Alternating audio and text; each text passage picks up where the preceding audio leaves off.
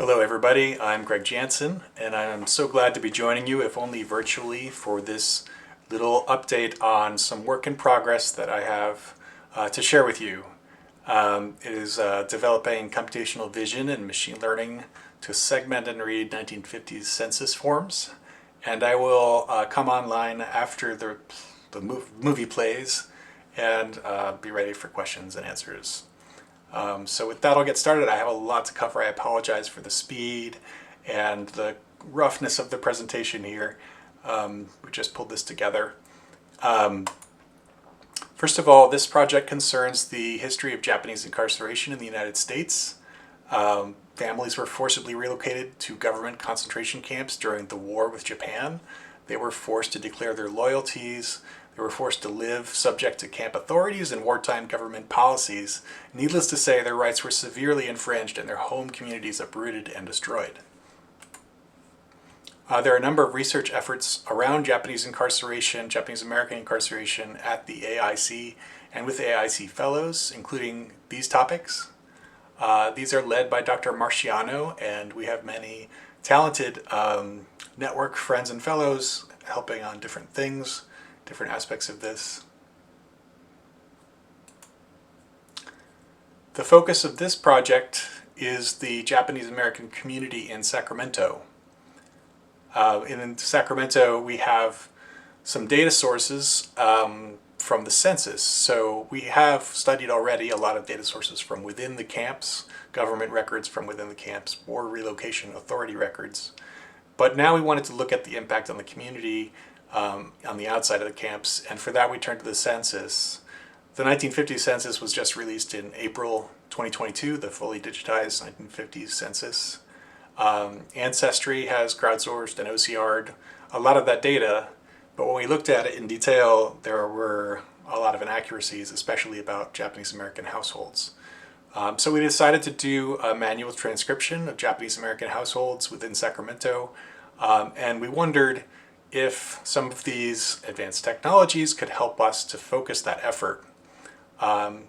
Mainly, we were hoping that the computational computer vision and machine learning techniques could help us isolate the demographic column in these census records to identify households that weren't just white households in Sacramento, which is the primary, most of the people there were white, and if we can narrow down just to look at Japanese American households, we can record a lot of data about them quickly and do more research. So the main question here is, can we identify non-white households for further study using computer vision and machine learning techniques? These are the chief technologies we used. All of this work is packaged up in Jupyter Notebooks and will be shared. OpenCV is it's a very common open computer vision package. And then there's TensorFlow that was used for the machine learning part. So, first of all, I downloaded the digitized census population schedules for 1950s Sacramento. That in itself is a bit of a chore. The download script is also described in a Jupyter Notebook. An example population schedule is on the right side there. And for handwritten character recognition, I used the EMNIST letters data set. That's called the Extended National Institute of Standards and Technology data set. It's pretty commonly used for handwriting recognition. It's a big collection of handwritten letters. You can see some examples of that on the left. And note that the letters you're looking at there are flipped diagonally. That's just how they come from that data set. This is an overview of the steps we're going to review today, and it's a lot to get through, so I apologize for the speed. But basically it narrows down to two main tasks: the isolation of the image regions for each demographic cell within a population schedule, and checking that cell image against a machine learning model that will predict if it contains the W character or not. There's lots more details. The rest of the talk will give you a brisk tour. In general, I think it's good to note that most of the image processing steps are designed to remove the visual information that you don't care about. So keep that in mind as I go through. You sort of keep removing clutter until your tools can see the data that you require.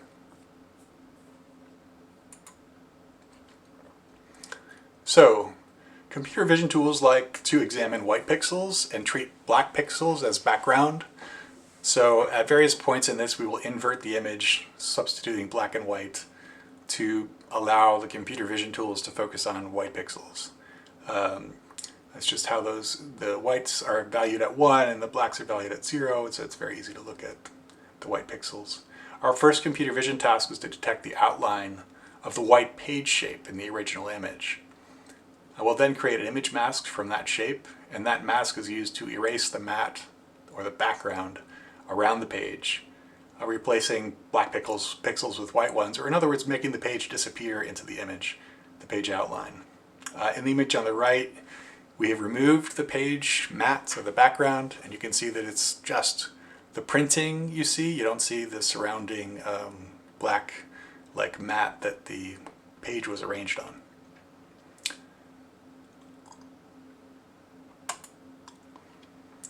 Second step was skeletonizing or thinning the writing on the page. So skeletonizing is an adjustment of shapes by computer vision. It's a morphological transform, they call it, that takes the existing shapes and thins them until they are each only 1 pixel wide. This will be useful in upcoming steps, but it is a form of information removal. We don't care to know how thick the lines are on the page at this point anyway. We only care about precisely where they're located. So our goal right now, what we're pursuing first here, is to rotate this image so that the lines on the page are aligned with the axes of our image, the X and Y direction of our image. So to do that, we used this hue lines, I don't know how you pronounce it actually, the how lines transform to detect all the longer straight lines in the image. So this algorithm will give us the angle and location of all the straight lines in the image. That gives us, for instance, the green and blue lines that you see in these images. I then divide roughly the horizontal green lines into evenly spaced bins according to their angles. So that's sort of making a histogram of different angles of lines. And then I discard all of those lines that are in bins that are not the most populous bins. So we only consider the lines that are with a lot of other lines of similar angles. So that's another way of removing information. I then calculate the average of that bin of lines, so the average angle. And when I'm dealing with the horizontal or roughly horizontal lines, that gives me a horizon with respect to the form. And that you can see in the red line on the left side and the right side. That's the what you would consider the horizon from the respect of the form. Then we rotate the image so that that red line is horizontal with respect to the image so that it perfectly aligns with the y-axis, or the x-axis, excuse me. So we've done some normalization steps here, and now our image is much simpler. It's really just a matrix, columns and rows filled with zeros and ones. A 1 represents where ink was printed, and a 0 represents no ink. The form lines, the vertical and horizontal lines in the population schedule, are mostly aligned with our rows and columns in this matrix. So most of the lines will fit within a single column. Maybe they'll stray a little back and forth into neighboring columns. If we sum the ink that we see, these ones, vertically, then we'll see spikes whenever there's a vertical line. In other words, we can accumulate all the ink in the vertical direction, and where we see a lot of it, that means there's a vertical line. The same goes for the horizontal direction. We could pick a percentage of pixels if we wanted, an arbitrary percentage, let's say 20%, and we could use that to say, okay, there must be a vertical line there. And that's one technique. And we're not using that technique because a grid of such detected lines is not as useful to us. We wouldn't know which line represented which line in the form. In other words, sometimes there's misprints and lines are really faint and they aren't always detected, or they are detected. So in the case of like detecting lines purely based on a single image, it's not going to be as accurate. So what do? We create a template for the population schedule lines. So this is sort of the idealized picture of where vertical lines are and where horizontal lines are. So we took one of our normalized images and looked at where all the spikes were for the vertical and horizontal lines. And then I picked an offset there that represented that location in vertical space or horizontal space. So this is sort of a map of an ideal form line layout. And so it's really just a list of where the vertical lines are and where the horizontal lines are. And it just represents a single image, right? This is just one image that we picked out of all of them. But because we picked this out of one of our images and we were looking at it, we know that vertical line number 12 and 13, they define the demographic column. So now we can index into our lines in this template and know where the information we want is. Same goes for the horizontal lines. So how do we fit our template onto or over an arbitrary page? Now we are looking for, instead of looking for single lines and detecting them based on the ink, we're looking for sort of all these lines at once. Let's say all the vertical lines at once. So we want to see where our template or how our template best matches all the vertical lines that we have in our image. Even when one of the lines in our image didn't print well, it's likely that all the lines collectively will have a best fit, even if a single line is not printed well or didn't show up or something like that. So it gives us a more accurate kind of way to fit even and compensates for lacking data in the image itself. So I performed the best fit calculation by brute force. They simply loop through a range of magnifications and shifts sort of up and down and left and right to see where I get the most ink. So I just say, okay, what if I start, so these are magnifications and translations. The translations because the page is set down on the mat and it's not exactly centered, right? So it may be somewhere a little off. Also, the pages get a little rumpled and shifted and they may be stacked up. So they may be a little bit different magnification with respect to the camera that's taking the picture. So what I did was loop through a range of magnifications and shifts or translations to find the one where I get the most ink at the locations of my template lines. So I'm adjusting the positions of the template until I get the most ink. And I matched the template to each of the axes separately. So I first did, horizontal lines, and then I did vertical lines, and that's where I left the template.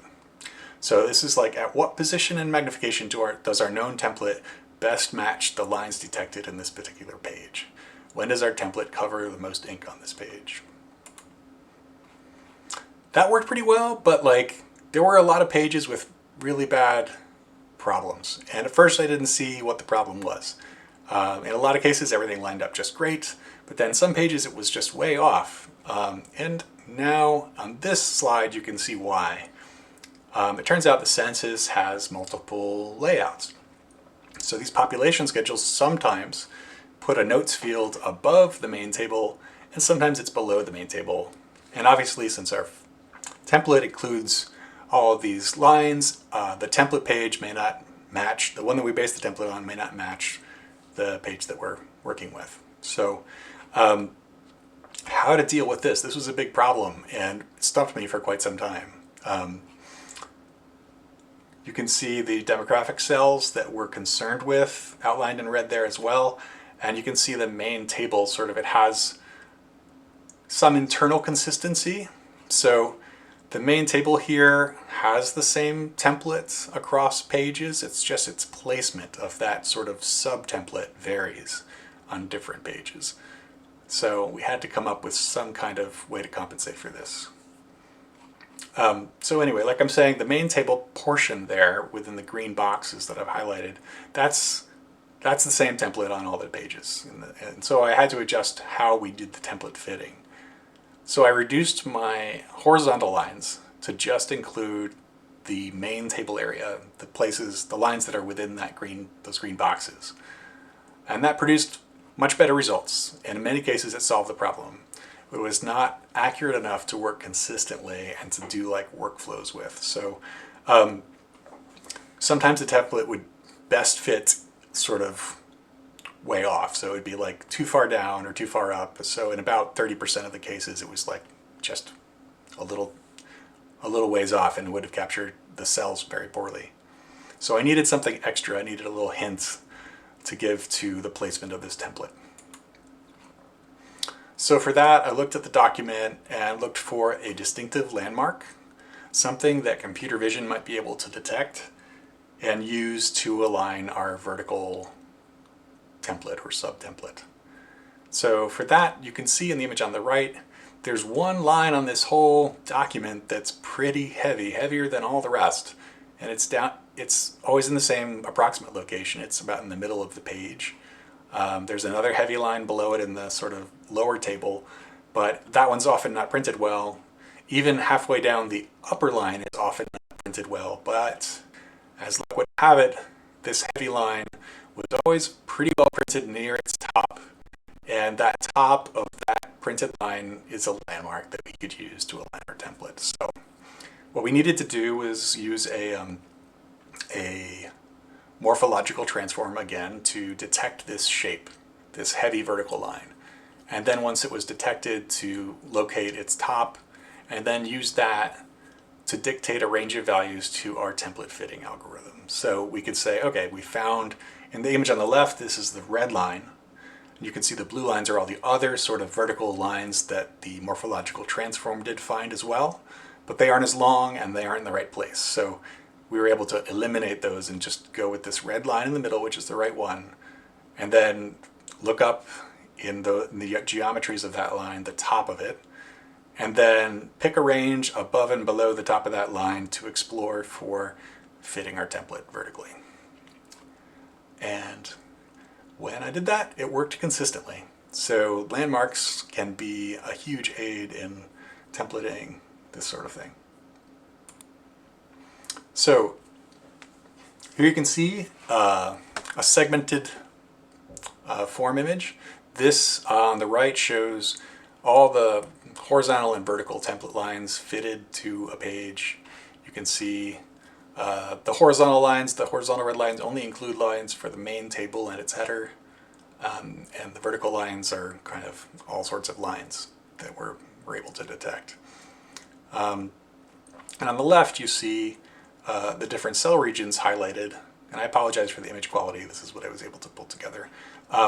The W's are encircled there, and we can take those regions and snip them out of the image and do our next steps with them. So I did a little bit of extra computer vision work on those cell images that were extracted to try and capture a subregion that's just 28 pixels by 28 pixels, because that's what our neural networking training data is sized at. So I did a little bit of work to get the most ink for whatever character was in that cell region and center that 28 by 28 pixel square on that W in this case.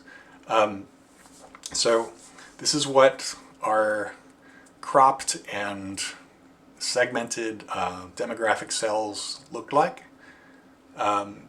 You can mostly see a W character in these, but you also have the edge of a line visible from the form itself.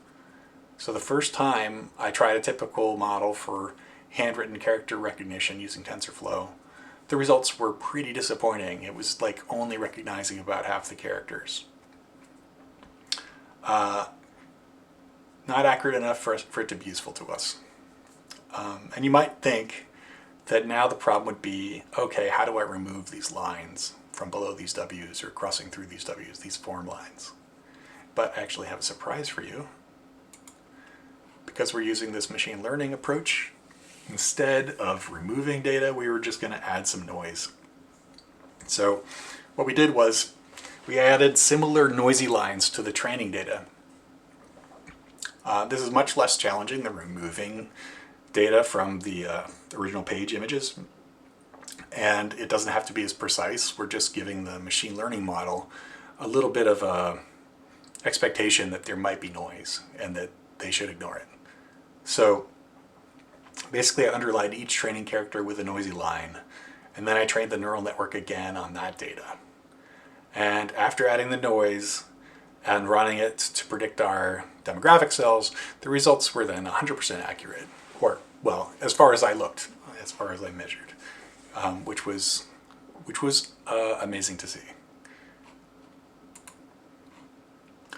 So that's where we've gotten up to this point. Our next steps are to try to create some kind of workflow for transcription based on the non-white population schedule rows. So people who are Japanese, we have to filter through all the non-W, non-white house or people to find the Japanese, but at least is a much smaller set of the population.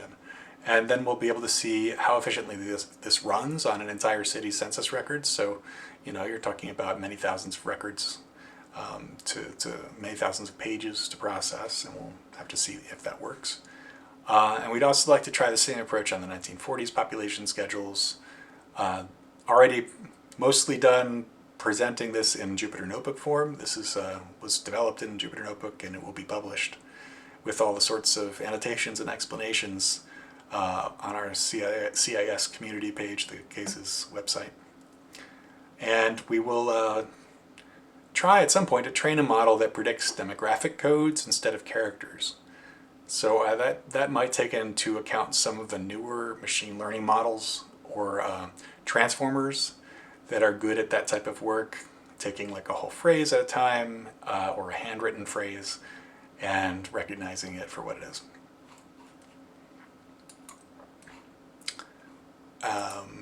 Oops, sorry.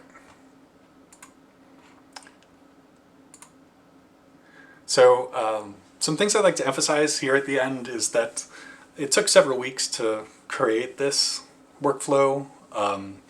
It was not trivial for me. Each step was painstaking. It had to be validated against lots of images from our sample data. So you didn't learn about those errors until you cross-checked it against many, many images, and then you saw there was some disaster in image number 16 or image number 30. The debugging views that I created along the way, a lot of those you saw with green and blue lines and things like that, those are extremely helpful to output during your development process, just as waypoints so you know what's wrong, you can troubleshoot with those. Another thing I'd like to emphasize is that computer vision is a deep field of expertise.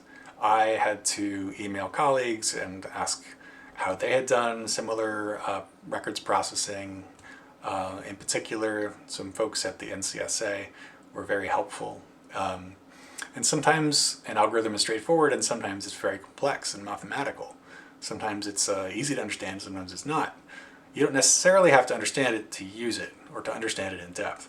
So that's important to emphasize. You need to understand it well enough to use it. It's a fascinating subject. The documentation and tutorials on machine learning are widespread. There are so many of them. They can be very helpful, but I want to emphasize that finding your way to the appropriate level of help for yourself can be very hard because it's like a needle in a haystack. There's so much information, tutorials, data, and a lot of it is for experts or for people with a machine learning background, and they're just describing the latest and greatest stuff. So finding the level that's appropriate for yourself may be hard. And lastly, I just wanted to apologize for this sort of rough and ready presentation and the low-res images. This is a work in progress, and I'm thrilled to be able to present it to you today. I would also be thrilled to take some questions now or to open the floor for discussion of the topic. These notebooks will be published on cases.umd.edu, and you can contact me if you have any questions after this at jansen@umd.edu. Thanks very much.